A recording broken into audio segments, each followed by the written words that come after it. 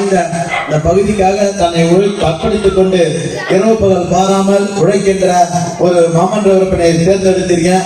அதற்காக நான் நன்றி சொல்றேன். இந்த சோழிங்கநல்லூர் மண்ணு சாதாரணமா எல்லாரும் உள்ளாட்சி பிரதிநிதியா வர முடியாது. இது வரலாறு மிகுந்த ஒரு மண். இது சோழர்கள் ஆண்ட மண்ணுவாங்க. இந்த மண்ணுனால சிறப்பு இருக்கு. அதனால இதுல எல்லாரும் அந்த உள்ளாட்சி பிரதிநிதியா வர முடியாது. இந்த மக்களுக்கு யார் நல்லதை செய்யறாங்களோ அவர்கள் தான் நீங்க தொடர்ந்து வரலாற்றை பரட்டி பார்த்தீங்கன்னா எவ்வளவு பேர் போட்டி போட்டிருப்பாங்க.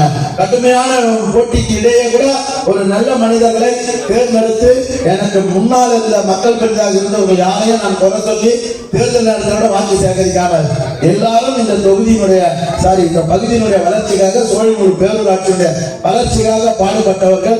அவர்கள் இன்றைக்கு வாக்களித்து வாக்காளர்களாக வெற்றி பெற செய்து அவர்களை மக்கள் பிரதிநிதியாக தேர்ந்தெடுத்தது என்பது சோழிங்கநல்லூர் மண் என்பது சிறப்பு வாய்ந்த மண்.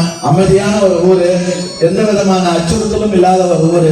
ஆகவே தொடர்ச்சியாக இந்த பகுதி திராவிட முன்னேற்ற கழகத்தின் கோட்டையாக திகழக்கூடியது.